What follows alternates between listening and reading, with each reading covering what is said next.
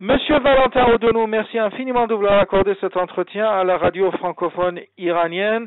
Vous êtes spécialiste de l'Afrique. Monsieur Odonou, en tant que spécialiste du continent africain, notamment nord-africain, quelle est votre analyse et votre évaluation sur la situation en Libye où l'Est du pays est tombé entre les mains du peuple, en quelque sorte, et l'Ouest est en train, petit à petit, de tomber?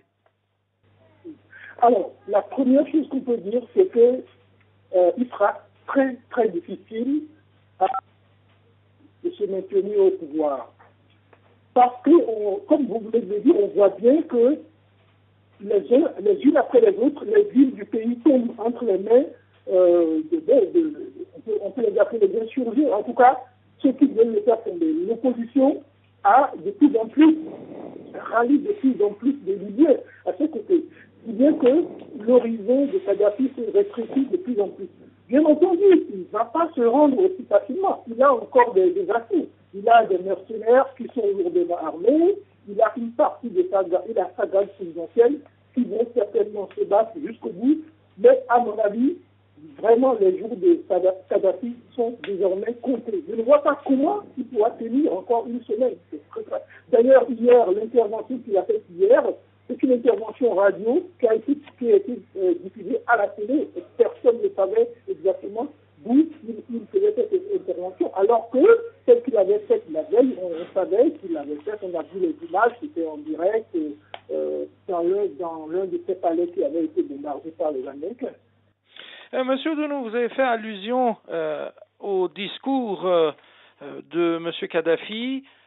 Que ce soit son premier discours où il est intervenu en direct ou son deuxième discours où on l'entendait à travers le téléphone, est-ce que vous pensez que, comme il l'a affirmé, il va lutter jusqu'au bout, jusqu'à la dernière goutte de son sang, comme il l'a dit, pour se maintenir au pouvoir? Autrement dit, est-ce que d'autres personnes, d'autres innocents, d'autres Libyens vont être tués pour, en fait, le maintien de M. Kadhafi au pouvoir?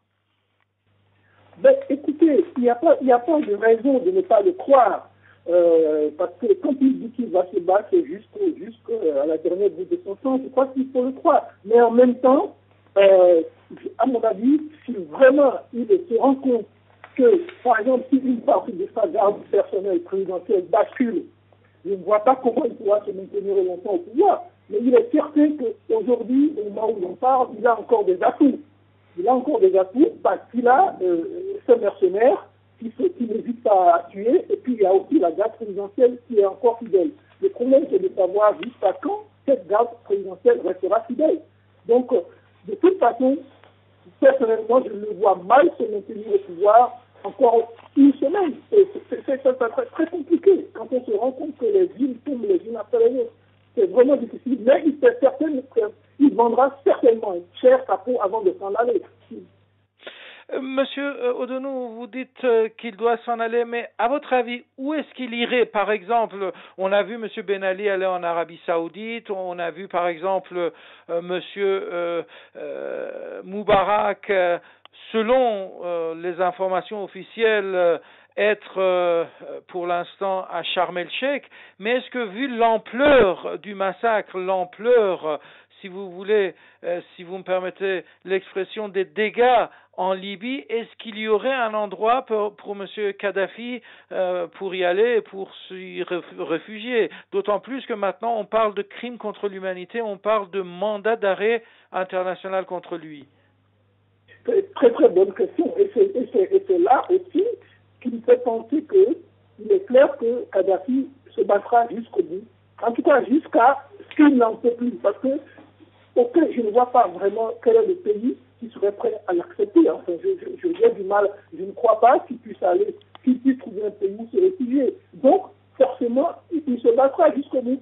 Ceci dit, on ne sait jamais. Vous savez, Kadhafi a quand même quitté beaucoup de lieux pendant son long règne. Il a des amis encore. Il a encore des amis. Et donc, on ne sait jamais.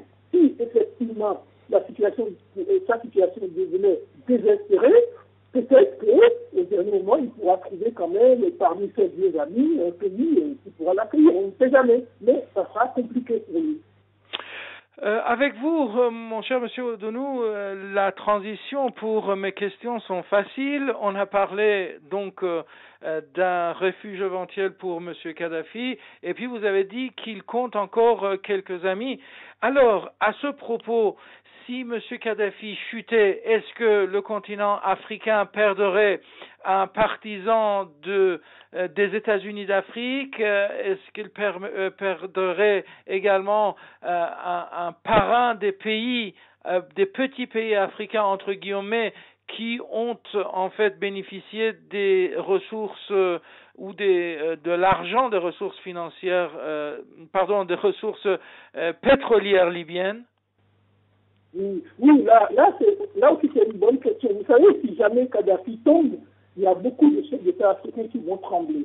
Parce que, si vous voulez, leur régime s'appuie surtout sur les milliards que Kadhafi, enfin les millions d'euros que Kadhafi donne pour les soutenir. Donc, si Kadhafi s'en va, eh bien, cette manne-là va disparaître. Et en même temps, un renversement de Kadhafi va donner des idées aux Africains, parce que Kadhafi était quelqu'un qui faisait peur. Alors, si les Africains, ils vont probablement se dire, mais attendez, si le peuple libyen a réussi à renverser cet homme aussi puissant, aussi riche, ben, il n'y a pas de raison que nous, chez nous, on n'en fasse pas autant. Donc, c'est sûr que Kadhafi, ce serait un vrai symbole, et ça, je suis persuadé que ça aura des répercussions extrêmement fortes sur le reste du continent. Alors, quant au panafricanisme dont Kadhafi voulait le chantre, je pense que ces idées-là sont un peu en recul parce qu'à chaque fois qu'il a essayé de l'imposer, par exemple, dans des sommets de l'Union africaine, ben, il s'est retrouvé face